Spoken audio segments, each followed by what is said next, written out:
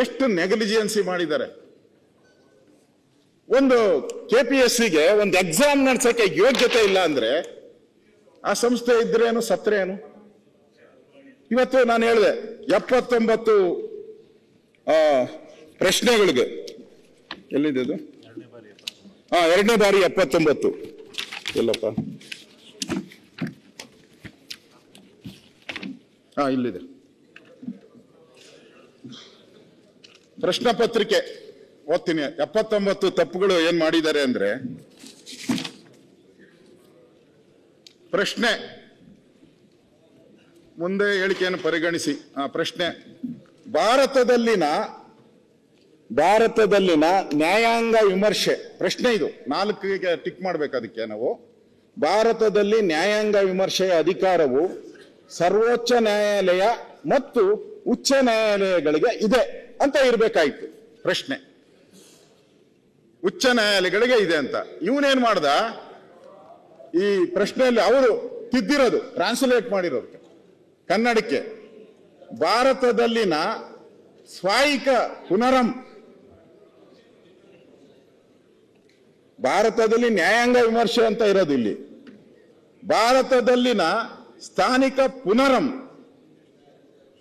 ಅವರ ಲೋಕನ ವಿಮರ್ಶಿಸಿ ಅಧಿಕಾರವು ಉಚ್ಚ ನ್ಯಾಯಾಲಯದ ದೊಂದಿಗೆ ಸರ್ವೋಚ್ಚ ನ್ಯಾಯಾಲಯ ಹೊಂದಿದೆ. ಟ್ರಾನ್ಸ್ಲೇಷನ್ ಹೆಂಗೆ? ಇದು ಏನಿರ್ಬೇಕಾಗಿತ್ತು?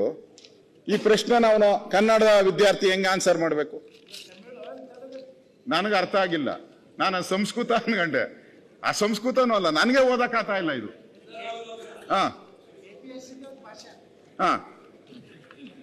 ಅದು ಲೋಪಗಳು. ನಾನು ಪ್ರಶ್ನೆ ಪತ್ರಿಕೆ ಲೋಪ. ಹಾಗೆ ಎರಡನೇ ಇದು ಲೋಕಸಭೆಯು ಎರಡನೇ ಬಾರಿ ಮತ್ತು ಪ್ರತಿಯಾಗಿ ಮಸೂದೆಯನ್ನು ಅಂಗೀಕರಿಸುವ ಮೂಲಕ ರಾಜ್ಯಸಭೆಯ ಅತಿಕ್ರಮಿಸಲು ಸಾಧ್ಯವಿಲ್ಲ. ನಮಗೆಲ್ಲ ಗೊತ್ತಿದೆ, ಇಲ್ಲೂ ವಿಧಾನಸಭೆದು ಹಾಗೆ. ಲೋಕಸಭೆಯ ಎರಡನೇ ಬಾರಿ ಮತ್ತು ಪ್ರತಿಯಾಗಿ ಮಸೂದೆಯನ್ನು ಅಂಗೀಕರಿಸುವ ಮೂಲಕ ರಾಜ್ಯಸಭೆಯ ಅತಿಕ್ರಮಿಸಲು ಸಾಧ್ಯವಿಲ್ಲ. ಇದು ಪ್ರಶ್ನೆ. ಅವರೇನು ಟ್ರಾನ್ಸ್ಲೇಟ್ ಏನ್ ಮಾಡಿದ್ದಾರೆ ಅಂದ್ರೆ, ಲೋಕಸಭೆಯು ಎರಡನೇ ಬಾರಿ ವಿಧೇಯಕವನ್ನು ಮತ್ತು ಅದಕ್ಕೆ ವಿರುದ್ಧವಾಗಿ ಜಾರಿಗೆ ಮಾಡುವ ಮೂಲಕ ರಾಜ್ಯಸಭೆಯನ್ನು ಅಧ್ಯಾರೋಹಿಸಲಾಗುವುದು. ಏನು ಅಧ್ಯಾರೋಹಿಸಲಾಗುವುದು? ಏನು ಅರ್ಥ ಗೊತ್ತಿಲ್ಲ. ಅಧ್ಯಾರೋಹಿಸಲಾಗುವುದು ಮತ್ತು ಆದೇಶವನ್ನು ರಾಜ್ಯಸಭೆಯೆಂಬ ವಿಷಯವಾಗಿದೆ. ಅಂದ್ರೆ ಬಿಲ್ ಬಗ್ಗೆ, ಬಿಲ್ನ ನಾವು ಪಾಸ್ ಮಾಡಿ ಎರಡನೇ ಸರಿ ಬಿಲ್ ಪಾಸ್ ಮಾಡಿದಾಗ ಪರಿಷತ್ಗೇನು ಅವಕಾಶ ಇರಲ್ಲ, ಹಂಗೆ ರಾಜ್ಯಸಭೆದು. ಇವರು ಅದು ಪ್ರಶ್ನೆಗೆ ಹೆಂಗೆ ಉತ್ತರ ಬರೀಬೇಕು ನೀವು ಹೇಳಿ? ಇಂಗ್ಲಿಷ್ ಆಯ್ತು, ಅದು ಕೊಡ್ತೀನಿ ಅವ್ರಿಗೆ. ಇಂಗ್ಲಿಷ್ ಅಲ್ಲಿ ಸರಿ ಇಲ್ಲ ಐತೆ, ನಂತರ ಕಾಪಿ ಕೊಡ್ತೀನಿ ನಿಮ್ಗೆ. ಇದು ಆಮೇಲೆ ಇನ್ನೊಂದು ಪ್ರಶ್ನೆ, ರಾಜ್ಯಪಾಲರು ನಮಗೆ ಸಂಬಂಧಪಟ್ಟಿದ್ದು. ರಾಜ್ಯಪಾಲರ ಮುಂದೂಡುವ ಆದೇಶವು ಜಂಟಿ ಸದನವನ್ನು ಮುಂದೂಡುತ್ತದೆ. ರಾಜ್ಯಪಾಲರು ಮುಂದೂಡುವ ಆದೇಶವು ಜಂಟಿ ಸದನವನ್ನು ಮುಂದೂಡುತ್ತದೆ. ಇದು ಇರಬೇಕು. ಅವರೇನು ಹೇಳಿದ್ರು? ರಾಜ್ಯಪಾಲರು ಮಾಡುವ ಆದೇಶದ ಮೂಲಕ ಸದನದ ಜಂಟಿ ಅಧಿವೇಶನ ಪ್ರೊಗೋಗೇಷನ್ ಅನ್ನು ಮುಂದೂಡುತ್ತದೆ. ಇದು ಪ್ರೊಗೋಗೇಷನ್ ಅನ್ನು ಮುಂದೂಡುತ್ತದೆ. ಜಂಟಿ ಅಧಿವೇಶನ ಮುಂದೂಡಕ್ಕೆ ರಾಜ್ಯಪಾಲರು ಆದೇಶ ಮಾಡ್ತಾರೆ. ಅದು ಪ್ರಶ್ನೆ. ಇವರು ರಾಜ್ಯಪಾಲರು ಮಾಡುವ ಆದೇಶ ಮೂಲಕ ಸದನದ ಜಂಟಿ ಉಪವೇಶನ ಪ್ರೊರೋಗೇಷನ್ ಅನ್ನು ಮುಂದೂಡುತ್ತದೆ. ಇದು ಟ್ರಾನ್ಸ್ಲೇಷನ್. ವಾಕ್ಯ ರಚನೆನೇ ಇಲ್ಲ ಅದರಲ್ಲಿ. ಒಂದು ವಾಕ್ಯಕ್ಕೂ ಒಂದು ಅರ್ಥ ಇಲ್ಲ. ಇನ್ನೊಂದು ಪ್ರಶ್ನೆ, ಒಂದು ವಿಧೇಯಕವು ಯಾವಾಗ ಅಂತ್ಯವಾಗುತ್ತದೆ? ಇದು ಪ್ರಶ್ನೆ ನಮ್ದು. ಇರಬೇಕಾಗಿತ್ತಂಗೆ. ಒಂದು ವಿಧೇಯಕವು ಯಾವಾಗ ಗತಿಸುತ್ತದೆ ಎಂದರೆ ಅವನ್ ಹೆಂಗ್ ಬರೀಬೇಕು ಕನ್ನಡದಲ್ಲಿ? ಕನ್ನಡದ ವಿದ್ಯಾರ್ಥಿ ನಾವೆಲ್ಲ ಕನ್ನಡ ಕನ್ನಡ ಕನ್ನಡ. ಇಲ್ಲಿ ಬಿರಿ ಎನ್ನಡ ಎನ್ನಡ ಎನ್ನಡ ಆಗೋಗ್ಬಿಟ್ಟೈತಿ ಇಲ್ಲಿ. ಈ ತರ ಆಮೇಲೆ ಇನ್ನು ಆಯ್ತಾ, ಈಶಾನ್ಯ ರಾಜ್ಯಗಳ ಮೂಲಭೂತ ಸೌಕರ್ಯಗಳ ಮತ್ತು ಸಾಮಾಜಿಕ ಅಭಿವೃದ್ಧಿ ಯೋಜನೆಗೆ 2022-23ರಿಂದ 25-26ರವರೆಗೆ 4 ವರ್ಷಗಳ ಕಾಲ ಆರ್ಥಿಕ ನೆರವು ನೀಡಲು ಈ ಕೆಳಗೆ ಗೊಳಿಸಲಾಗಿತ್ತು. ಪ್ರಶ್ನೆ ಇರಬೇಕಾಗಿತ್ತು, ಇಂಗ್ಲಿಷಲ್ಲಿ ಇದೆ. ಅವರು ಈಶಾನ್ಯ ರಾಜ್ಯಗಳು ಅನ್ನೋದಕ್ಕೆ ಉತ್ತರ ಪೂರ್ವ ಅಂತ ಹಾಕಿದ್ದಾರೆ.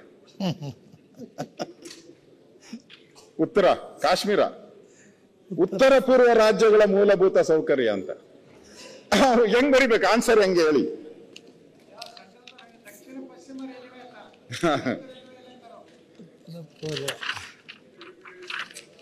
ಅದೇ ರೀತಿ ವಿಶ್ವಸಂಸ್ಥೆದು ಒಂದು ಇದೆ ನೋಡಿ ಪ್ರಶ್ನೆ. ವಿಶ್ವಸಂಸ್ಥೆ ಅಭಿವೃದ್ಧಿ ಕಾರ್ಯಕ್ರಮ ಅಂತ ಇರಬೇಕು. ವಿಶ್ವಸಂಸ್ಥೆ ಅಭಿವೃದ್ಧಿ ಕಾರ್ಯಕ್ರಮ ಪ್ರಶ್ನೆ. ಸಂಯುಕ್ತ ರಾಷ್ಟ್ರಗಳ ಅಭಿವೃದ್ಧಿ ಕಾರ್ಯಕ್ರಮ.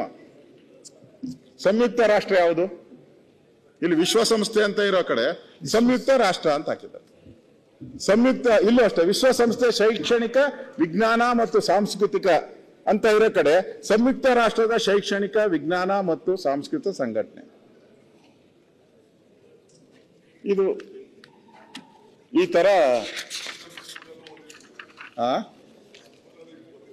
ಓದಿದ್ರೆ ಅದಕ್ಕೂ ಒಂದು ಜೋಕ್ ಐತೆ.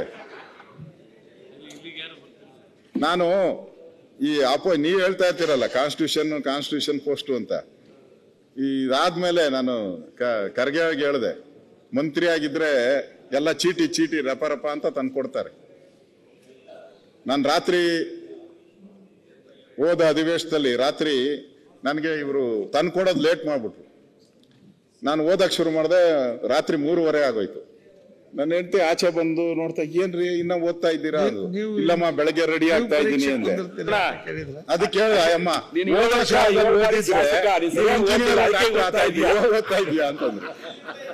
ಇಲ್ಲಿ ಅಲ್ಲಿ ಕೂತ್ಕೊಂತ ಇದ್ದೆ, ಇಂಜಿನಿಯರ್ ಡಾಕ್ಟರ್ ಆಗಿ ಕೂತ್ಕೊಂತ ಇದ್ದೆ ಅಂತ ಹೇಳಿದ್ರು. ಅದಕ್ಕೆ ಹೇಳ್ದೆ ಓದಿಲ್ಲ ಅಂತ.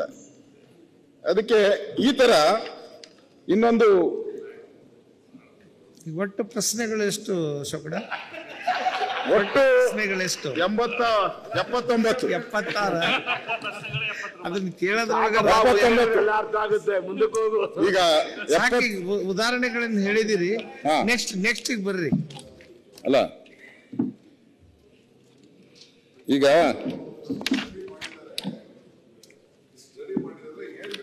ಹೌದು ಸರ್, ಇವತ್ತು ಸದನ ಮುಗೀತು ಸರ್. ಅವ್ರು 76 ಏನೋ ಅದಾವ. ಲೀಡರ್ ಆಫ್ ದಿ ಹೌಸ್ ಈಗ ಇನ್ನೊಂದು 7-8ಕ್ಕೆ ಬಂದಿರ್ಬೇಕು.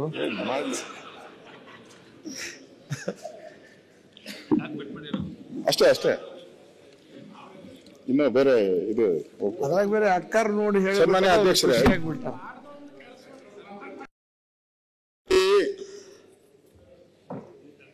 ಇನ್ನೊಂದು ಕನ್ನಡಕ್ಕೆ ಏನು ಅವಮಾನ ಮಾಡಿದ್ದಾರೆ ಅನ್ನೋದಕ್ಕೆ ಇನ್ನೊಂದು ಉದಾಹರಣೆ. ನಮ್ಗೇನೋ ಸಣ್ಣದು ಅನ್ಸ್ಬೋದು. ಪ್ರಶ್ನೆ ಅವರು ನಮಗೆ ನೋಟಿಸ್ ಕೊಡ್ತಾರಲ್ಲ, ಅಂದ್ರೆ ನೀವು ಏನೋ ಆಲ್ ಟಿಕೆಟ್ ಅದರಲ್ಲಿ ಹಾಕಿದ್ದಾರೆ KPSC ಅವರು. ಪತ್ರಿಕೆ 1 ಮತ್ತು ಪತ್ರಿಕೆ 2ರ ಪ್ರಶ್ನೆಗಳು ಕನ್ನಡ ಮತ್ತು ಆಂಗ್ಲ ಭಾಷೆಯಲ್ಲಿ ಎರಡರಲ್ಲೂ ಇರುತ್ತದೆ. ಆಂಗ್ಲ ಮತ್ತು ಕನ್ನಡದಲ್ಲಿ ಎರಡರಲ್ಲೂ ಇರುತ್ತದೆ. ಕನ್ನಡ ಭಾಷೆಯಲ್ಲಿರುವ ಯಾವುದೇ ಪ್ರಶ್ನೆಗಳು ಭಾಷಾಂತರದಲ್ಲಿ ಏನಾದರೂ ಗೊಂದಲವಾದಲ್ಲಿ ಅಭ್ಯರ್ಥಿಗಳು ಆಂಗ್ಲ ಭಾಷೆಯ ಪ್ರಶ್ನೆಗಳನ್ನು ಸಹ ನೋಡಿಕೊಂಡು ಪ್ರಶ್ನೆಗಳನ್ನು ಅರ್ಥೈಸಿಕೊಳ್ಳುತ್ತದೆ. ನಮ್ಮ ಯೋಗ್ಯತೆ ಏನಾಯ್ತು? ಕನ್ನಡದ ಯೋಗ್ಯತೆ ಅರ್ಥ ಆಯ್ತಲ್ಲ? ಕನ್ನಡದ ಯೋಗ್ಯತೆ ಎಲ್ಲಿಗೆ ಬಂತು ಅಂತ ಅರ್ಥ ಆಯ್ತಲ್ಲ ನಿಮ್ಗೆ? ನನಗೆ ಇಂಗ್ಲಿಷೇ ಗೊತ್ತಿದ್ರೆ ನಾನು ಇಂಗ್ಲಿಷಲ್ಲೇ ಬರಿತಾ ಇದ್ದೆ ಕ್ವಶನ್ ಅಂಡ್ ಆನ್ಸರ್. ನನಗೆ ಇಂಗ್ಲಿಷೇ ಚಂದ ಗೊತ್ತಿದ್ರೆ ನಾನು ಇಂಗ್ಲಿಷಲ್ಲೇ ಬರಿತಾ ಇದ್ದೆ. ಕನ್ನಡಕ್ಕೆ ಯಾಕೆ ಬರ್ಬೇಕು ನಾನು? ಅಂದ್ರೆ ಕನ್ನಡನ ಎರಡನೇ ದರ್ಜೆ